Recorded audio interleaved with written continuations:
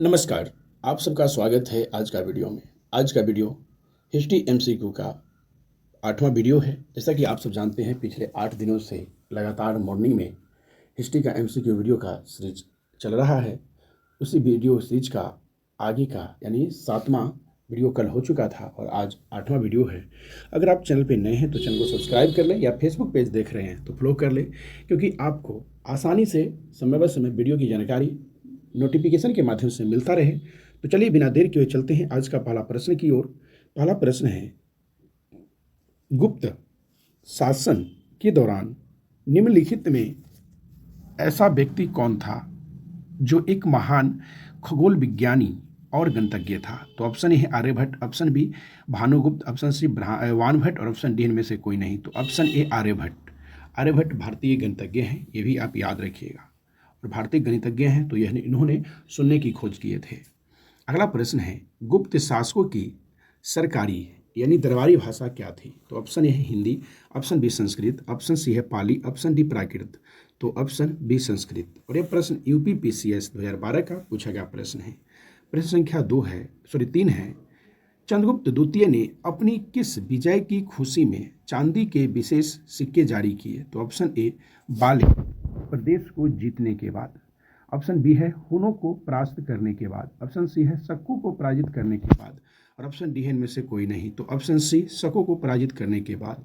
और यह प्रश्न एसएससी स्टेनोग्राफर परीक्षा 2011 का पूछा गया प्रश्न है। प्रश्न संख्या 4 है, मेहरौली यानी दिल्ली में पड़ता है, तो मेहरौली स्थित लौह स्तंभ का निर्माण किस सदी में हुआ? तो ऑप्शन ए द्वितीय सदी में, ऑप्शन बी है तृतीय सदी में, ऑप्शन सी है सप्तम सदी में, और ऑप्शन डी है चतुर्थ सदी में। तो ऑप्शन डी चतुर्थ सदी में। और यह प्रश्न एसएससी सीजीएल 2017 का पूछा गया प्रश्न है। प्रश्न संख्या 5 है, कालिदास की किस कृति की गिनती विश्व की 100 प्रसिद्ध साहित्य कृतियों में होती है? तो option A Abhijnana Shakuntalam, option B है चंद्रगुप्त विक्रमादित्य, ऑप्शन सी है अशोक बिंदुसार, ऑप्शन डी है अशोक महान। तो ऑप्शन ए अभिज्ञान शकुंतलम में। और यह प्रश्न एसएससी 2011 का पूछा गया प्रश्न है। प्रश्न संख्या 6 है, वर्तमान गणित में दशमलव प्रणाली आविष्कार का श्रेय निम्नलिखित में से किस युग को है? यानी जो गणित में दशमलव प्रणाली यानी दशमलव पद्धति है, उसका आविष्कार का श्रेय किससे दिया जाता है? तो ऑप्शन है कुषाण युग, ऑप्शन बी है गुप्त युग, ऑप्शन सी है मौर्य युग, और ऑप्शन डी है वर्धन युग। तो ऑप्शन बी गुप्त युग। और यह प्रश्न एसएससी संयुक्त हायर सेकेंडरी 10+2 स्तरीय परीक्षा 2014 का पूछा गया प्रश्न है। प्रश्न संख्या 7 है, किस गुप्तकालीन शासक को कविराज कहा गया है? तो option A Shrigupta, option B Chandragupta द्वितीय, और ऑप्शन सी है समुद्रगुप्त, और ऑप्शन डी है स्कंदगुप्त। तो ऑप्शन सी समुद्रगुप्त। और यह प्रश्न एसएससी सीजीएल 2016 का पूछा गया प्रश्न है। प्रश्न संख्या 8 है, स्कंदगुप्त को किस स्तंभ लेख में सक्रोपम कहा गया है? तो ऑप्शन ए है मंदसौर लेख, ऑप्शन बी है प्रयाग प्रस्ती, और ऑप्शन सी है जूनागढ़ अभिलेख, और ऑप्शन डी है कोहम स्तंभ लेख। तो ऑप्शन बी कोहम स्तंभ लेख। और यह प्रश्न बीपीएससी 2013 का पूछा गया प्रश्न है। प्रश्न संख्या 9 है, कुमार संभव महाकाव्य किस कवि ने लिखा? कुमार संभव महाकाव्य किस कवि ने लिखा? तो option A Kalidasa, option B Harisena, option C है चंद्रवर दाई, और ऑप्शन डी है बाणभट्ट। तो ऑप्शन ए कालिदास। और यह प्रश्न एसएससी संयुक्त स्नातक स्तरीय यानी टीआर1 परीक्षा 2014 का पूछा गया प्रश्न है। प्रश्न संख्या 10 है, किस युग यानी किस गुप्त शासक को नालंदा विश्वविद्यालय का संस्थापक माना जाता है? तो option A Skandagupta, option B Kumaragupta प्रथम, ऑप्शन सी है समुद्रगुप्त, और ऑप्शन डी है चंद्रगुप्त प्रथम। तो ऑप्शन बी कुमारगुप्त प्रथम।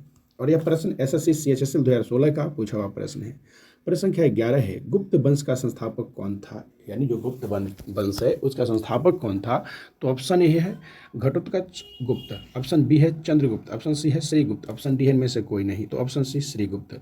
और यह प्रश्न एसएससी एमटीएस 2019 का पूछा गया प्रश्न है। प्रश्न संख्या 12 है, श्रीलंका के राजा मेघवर्मन ने किस स्थान पर भगवान बुद्ध का मंदिर बनवाने के लिए समुद्रगुप्त से अनुमति मांगी थी? तो option A Prayag, option B Kushinagar, option C Amaravati, option D Bodhgaya. तो ऑप्शन डी बोधगया। और यह प्रश्न एसएससी 2009 का पूछा गया प्रश्न है। प्रश्न संख्या 13 है, मंदिर निर्माण कला का जन्म सर्वप्रथम कब हुआ था? यानी मंदिर निर्माण कला का जन्म सर्वप्रथम कब हुआ था? तो ऑप्शन ए गुप्त काल में, ऑप्शन बी मौर्य काल में, ऑप्शन सी कुषाण काल में, ऑप्शन डी सैंधव काल में। तो ऑप्शन ए गुप्त काल में। और यह प्रश्न आरआरबी एनटीपीसी 2016 का पूछा गया प्रश्न है। प्रश्न संख्या 14 है, गुप्त शासकों द्वारा जारी किए गए चांदी के सिक्के क्या कहलाते थे? तो ऑप्शन ए है कारपासान, कारपापन, सॉरी कारसापन, ऑप्शन बी है रूपक, ऑप्शन सी है दिनार, ऑप्शन डी है पन, तो ऑप्शन बी है रूपक। और यह प्रश्न यूपी आरोप परीक्षा 2014 का पूछा गया प्रश्न है। प्रश्न संख्या 15 है, गुप्त वंश के किस शासक ने सर्वप्रथम महाधिराज की उपाधि धारण की? तो option A Samudragupta, option B है घटोत्कच गुप्त, और ऑप्शन सी है चंद्रगुप्त, ऑप्शन डी है श्रीगुप्त, तो ऑप्शन सी चंद्रगुप्त। और यह प्रश्न एसएससी मल्टीटास्किंग परीक्षा 2014 का पूछा गया प्रश्न है। प्रश्न संख्या 16 है, गुप्त काल ने यानी गुप्त काल के सर्वाधिक लोकप्रिय देवता कौन थे? यानी गुप्त काल के सर्वाधिक लोकप्रिय देवता कौन थे? तो option A Shiva, option B Buddha, option C Surya, option D Vishnu, तो ऑप्शन डी विष्णु। और यह प्रश्न आरआरबी एनटीपीसी 2016 का पूछा गया प्रश्न है। प्रश्न संख्या 17 है, चंद्रगुप्त द्वितीय ने विक्रमादित्य की उपाधि कब धारण की? तो ऑप्शन ए शकों का उन्मूलन करने के बाद, ऑप्शन बी गुप्त सिंहासन पर बैठने के बाद, ऑप्शन सी है चांदी के सिक्के जारी करने के बाद, ऑप्शन डी उपयुक्त सभी, तो ऑप्शन ए है शकों का उन्मूलन करने के बाद। और यह प्रश्न एनडीए 2014 का पूछा गया प्रश्न है। प्रश्न संख्या 18 है, किस वंश के शासकों ने मंदिरों एवं ब्राह्मणों को सबसे अधिक ग्राम अनुदान में दिया था? तो ऑप्शन ए पाल वंश, ऑप्शन बी गुप्त वंश, ऑप्शन सी राष्ट्रकूट, और ऑप्शन डी है प्रतिहार, तो ऑप्शन हो जाएंगे बी गुप्त वंश। और यह प्रश्न एसएससी मल्टीटास्किंग परीक्षा 2013 का पूछा गया प्रश्न है। प्रश्न संख्या 19 है, चंद्रगुप्त द्वितीय के काल में विधा, कला व साहित्य का महान केंद्र कौन सा था? तो ऑप्शन है ए धारवाड़, ऑप्शन बी है वाराणसी, ऑप्शन सी है उज्जैन, ऑप्शन डी विदिशा, तो ऑप्शन सी उज्जैन। और यह प्रश्न आरआरबी एनटीपीसी 2016 का पूछा गया प्रश्न है।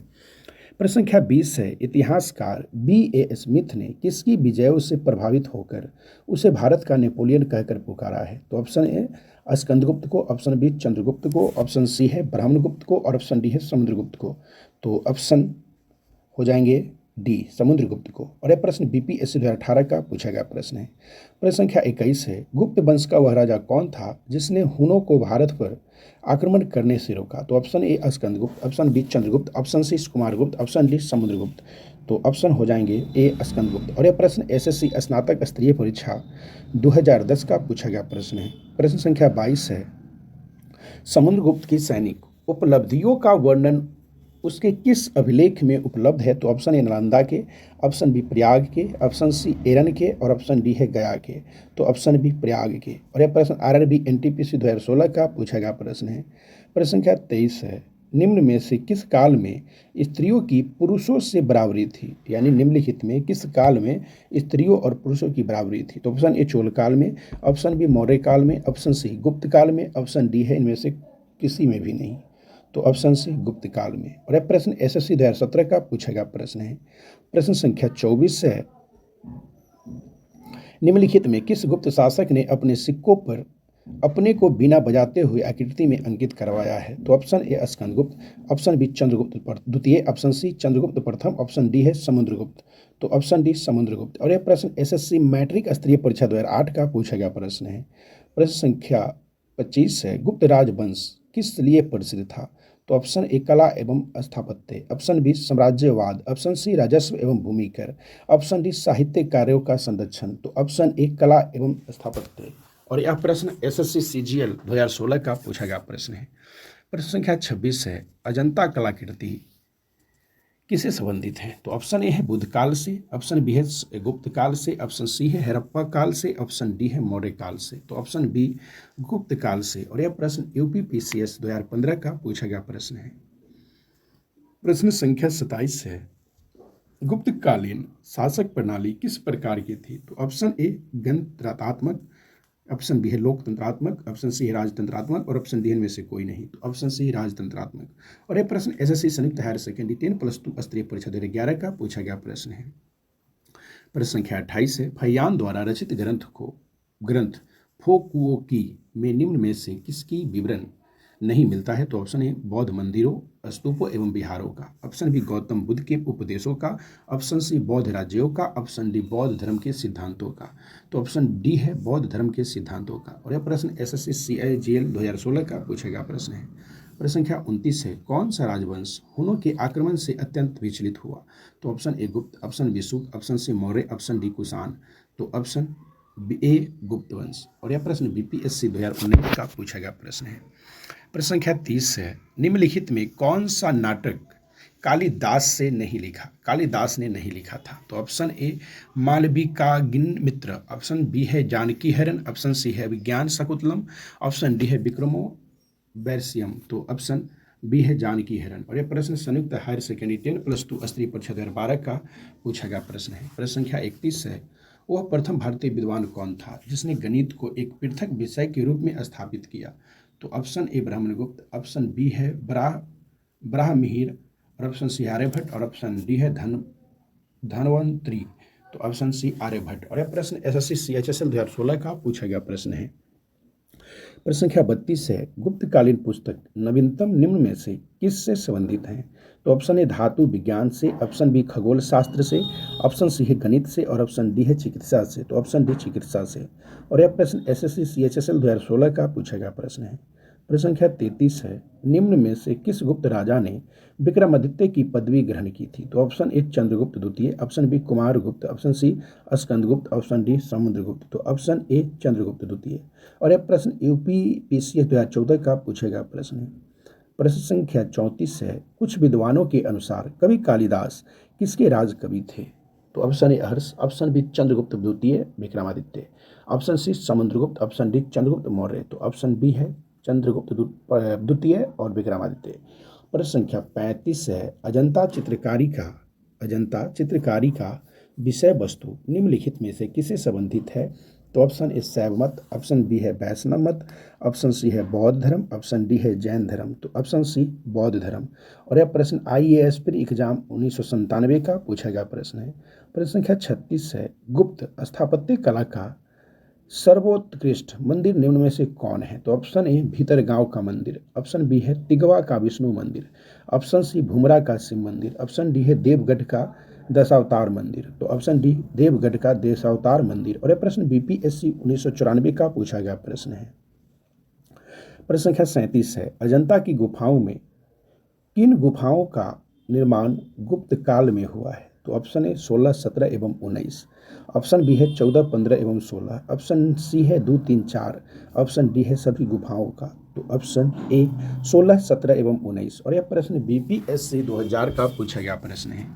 प्रश्न संख्या 38 है, तंबा का सिक्का जारी करने वाला पहला गुप्त शासक कौन था? तो ऑप्शन ए है चंद्रगुप्त प्रथम, ऑप्शन बी है रामगुप्त, ऑप्शन सी है चंद्रगुप्त द्वितीय, ऑप्शन डी है स्कंदगुप्त। तो ऑप्शन बी रामगुप्त। और यह प्रश्न एसएससी 2014 का पूछा गया प्रश्न है। प्रश्न संख्या 39 है, एरन अभिलेख का संबंध किस शासक से है? एरन अभिलेख का संबंध किस शासक से है? तो option A Brahmagupta, option B है चंद्रगुप्त प्रथम, ऑप्शन सी है भानुगुप्त, ऑप्शन डी है चंद्रगुप्त द्वितीय। तो ऑप्शन सी भानुगुप्त। और यह प्रश्न उत्तराखंड पीसीएस प्री एग्जाम 2016 का पूछा गया प्रश्न है। प्रश्न संख्या 40 है, अमरकोश के लेखक अमर सिंह किस शासक के दरबार से जुड़े थे? तो option A Samudragupta, option B Chandragupta प्रथम, ऑप्शन सी है स्कंदगुप्त, ऑप्शन डी है चंद्रगुप्त द्वितीय। तो ऑप्शन डी चंद्रगुप्त द्वितीय। और यह प्रश्न एसएससी सीजीएल 2015 का पूछा गया प्रश्न है। प्रश्न संख्या 41 है, गुप्त संवत 319 से 320 को प्रारंभ करने का श्रेय किससे दिया जाता है? तो ऑप्शन ए चंद्रगुप्त प्रथम, ऑप्शन बी चंद्रगुप्त द्वितीय, ऑप्शन बी है समुद्रगुप्त, ऑप्शन डी है स्कंदगुप्त। तो ऑप्शन ए चंद्रगुप्त प्रथम। और यह प्रश्न यूपी लोअर प्री एग्जाम 2015 का पूछा गया प्रश्न है। प्रश्न संख्या 42 है, बाल विवाह का प्रथा कब आरंभ हुआ था? यानी बाल विवाह का प्रथा जो था वह कब प्रारंभ हुआ? तो ऑप्शन ए है मौर्य काल में, ऑप्शन बी है गुप्त काल में, ऑप्शन सी है कुषाण काल में, ऑप्शन डी है हर्षवर्धन के काल में। तो ऑप्शन बी गुप्त काल में। और यह प्रश्न उत्तराखंड लोअर प्री एग्जाम 2011 का पूछा गया प्रश्न है। प्रश्न संख्या 43 है, फहियान किसके शासन काल में भारत आया था? तो ऑप्शन ए चंद्रगुप्त प्रथम, option B Ashoka, option C Chandragupta द्वितीय, ऑप्शन डी हर्षवर्धन।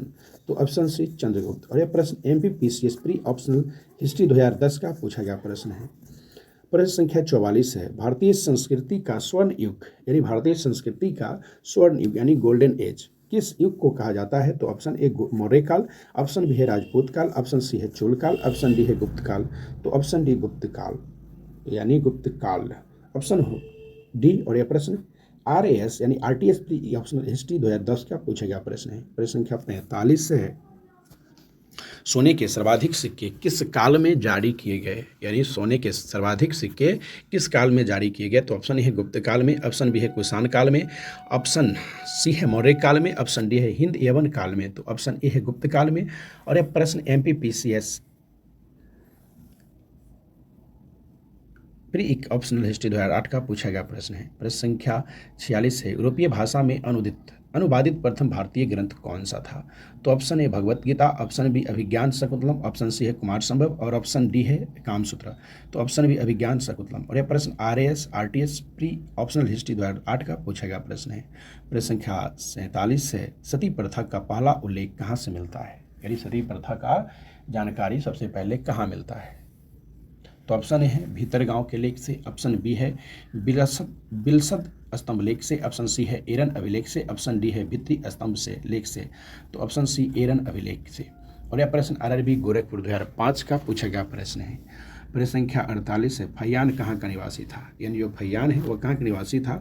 तो option A Bhutan, option B America, option C Burma और ऑप्शन डी चीन। तो ऑप्शन डी चीन। और यह प्रश्न एसएससी सीजीएल 2002 का पूछा गया प्रश्न है।